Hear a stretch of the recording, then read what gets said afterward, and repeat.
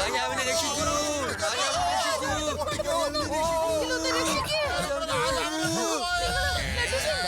Shiva Shiva Shiva help Shiva. നിങ്ങൾ ഒന്നും കൊണ്ട് പേടിക്കണ്ട, ഞാൻ ഇപ്പൊ തന്നെ വരാം. ശിവ ഞാനും വരുന്നുണ്ട്, നീ പേടിക്കണ്ട, നിക്ക്.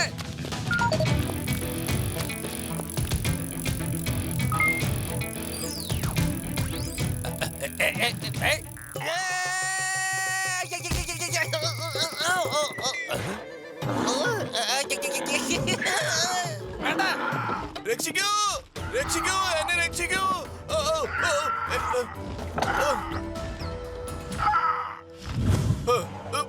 നീയോ ഇത് എന്ത് വേഷം കെട്ടാ ഈ കാണിക്കുന്നത്? വെൽക്കം വെൽക്കം രാജാവേ. ഇവിടെ വരാൻ വലിയ ബുദ്ധിമുട്ടൊന്നും ഉണ്ടായില്ലല്ലോ അല്ലേ? നമ്മുടെ സംസാരങ്ങളൊക്കെ ഇങ്ങനെ നടന്നുകൊണ്ടൊക്കെ ഇരിക്കും. പക്ഷെ അതിനു മുമ്പ് നിങ്ങൾ ഒരു കാഴ്ച ഒന്ന് കാണേണ്ടതായിട്ടുണ്ട്. ഒരു ചെറിയ കാഞ്ഞരക്കുരു പോലത്തുള്ള ഒരു കുട്ടി എങ്ങനെയാണ് സൈക്കിൾ ഓടിക്കുന്നത് കാണുക. സ്പീഡ് കൂട്ടടേ.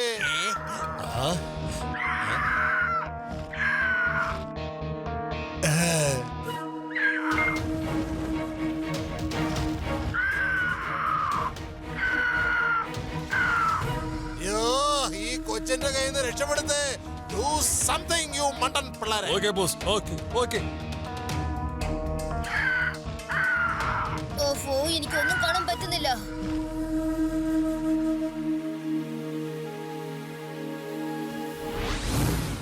അത് ശരിക്കുള്ളതല്ല. ഫാൽക്കൺ ഒരിക്കലും ഇത്രയും വലുതായിട്ടുണ്ടാവില്ല. പക്ഷേ അതിനെ കാണാൻ ശരിക്കുള്ളത് പോലെ തന്നെയുണ്ട്. അല്ലല്ലോ സിക്സാറെ, നിങ്ങള് കമാൻഡോ കോഴ്സ് ചെയ്തെന്നല്ലേ പറഞ്ഞിരിക്കുന്നത്. പിന്നെ എന്തുകൊണ്ട് ഇതൊക്കെ കണ്ടുപിടിക്കാത്തെ? അതേ കമാൻഡോ കോഴ്സ് ഒക്കെ ചെയ്തിട്ടുണ്ട്. ഭാവി പ്രവചനങ്ങളൊന്നും ഞാൻ പഠിച്ചിട്ടില്ല.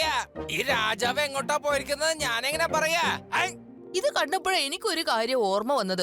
ഞങ്ങളുടെ ഗ്രാമത്തിലുണ്ടല്ലോ, പണ്ടൊക്കെ മിക്കപ്പോഴും കളവ് പോകുമായിരുന്നു. പക്ഷെ കള്ളനെ പിടിക്കാൻ പറ്റാത്തത് കൊണ്ട് ഞാനൊരു ഐഡിയ ഒപ്പിച്ച് കള്ളത്തരം അങ്ങ് പ്രചരിപ്പിച്ചു വിട്ടു. അതായത് ഗ്രാമത്തലവൻ നാട്ടിലില്ല, പുറത്തേക്ക് പോയെന്ന്. എല്ലാവർക്കും അറിയായിരുന്നു ഗ്രാമത്തലവന്റെ വീട്ടിൽ ഒരുപാട് പണവും സ്വർണങ്ങളും ഒക്കെ ഉണ്ടെന്ന്. ഈ വിവരം ആ കള്ളൻ മനസ്സിലാക്കിയിട്ട് രാത്രി മോഷ്ടിക്കാനായിട്ട് അയാൾ അവിടെ വന്നു. ഞങ്ങൾ എല്ലാവരും കൂടി ചേർന്ന് അയാളെ പിടിക്കുകയും ചെയ്തു. ഞങ്ങളുടെ എല്ലാവരുടെ കയ്യിൽ നീളമുള്ള വടിയുണ്ടായിരുന്നു. അതുകൊണ്ട് അടിച്ചടിച്ച് അവന്റെ പരിപ്പിളക്കി. ഗ്രാമത്തിൽ നടന്ന മോഷണം മൊത്തം ഇവരാണ് ചെയ്തതെന്ന് കുറ്റമങ്ങ് സമ്മതിക്കുകയും ചെയ്തു.